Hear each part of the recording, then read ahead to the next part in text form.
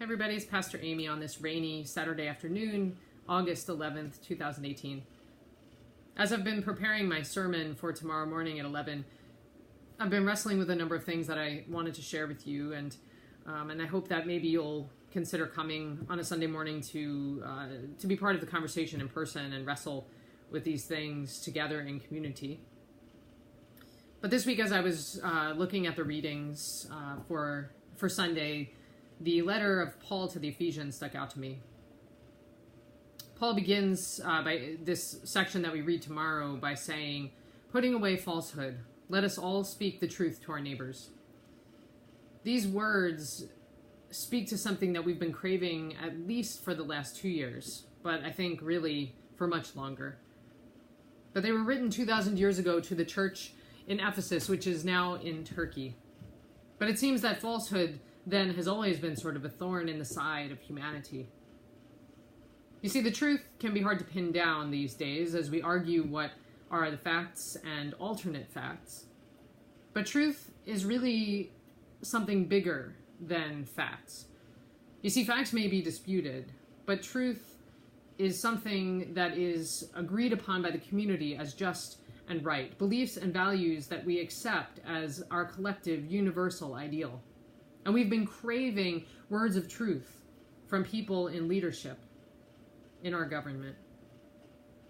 This weekend marks 1 year since the Unite the Right rally, the white supremacist gathering in Charlottesville, Virginia, where marchers carried swastikas and torches as signs of white nationalism, after which the president abdicated his responsibility to speak truth about racism and hatred, when he refused to call out evil for what it is.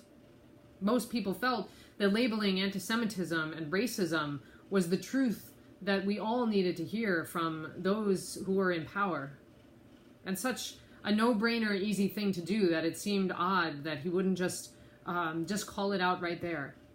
But he failed to speak truth to the nation about evil and about how it infiltrates the hearts of people that are driven by deep irrational fears. He equivocated about where sin manifests itself among those who hate others solely because they are not white. It pains me to have to reckon with the truth that people who hate sometimes identify themselves as followers of Jesus.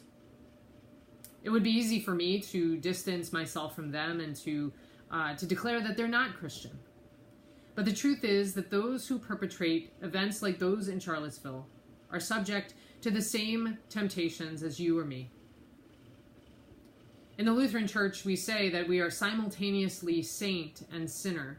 We have both good and bad parts of ourselves. We have the capacity for light and darkness, the choice to act for the well-being or the destruction of our fellow human beings. Paul warns just a little further into the letter. Paul warns, "Be angry, but do not sin." The anger we feel toward people who act out their hate can easily turn to hate in us as well. We must guard against this temptation, because all of us face brokenness that leans toward falsehood and is driven by fear. It is our unfortunate state as human beings who are prone to failing and limitations. But this does not excuse us from speaking truth. In fact, we are compelled as people of faith to resist our own inclinations to make room for the devil. Our anger at nationalism and dishonest leaders should spur us to action, not just keep us simmering in that hatred.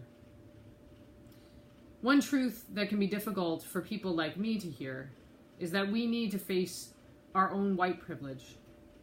It is this that affords us the luxury to keep silent when evils happen around us.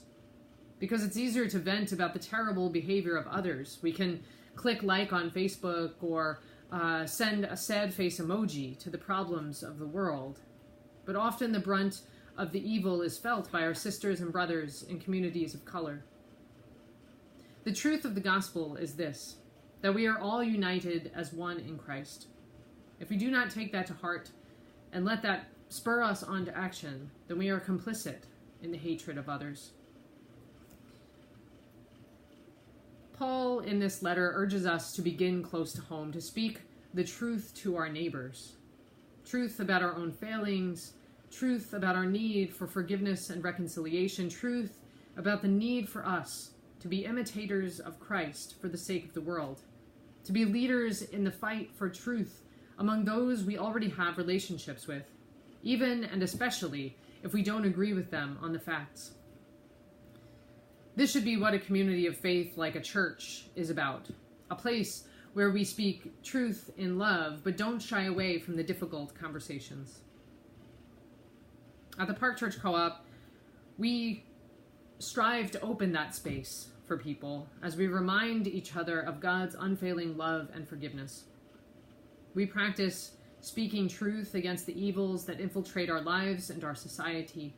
We wrestle and confess our own brokenness in order to hear again our place as God's beloved children. It's a safe space for us to practice imitating the one who gives himself away for the sake of the world. Thanks be to God.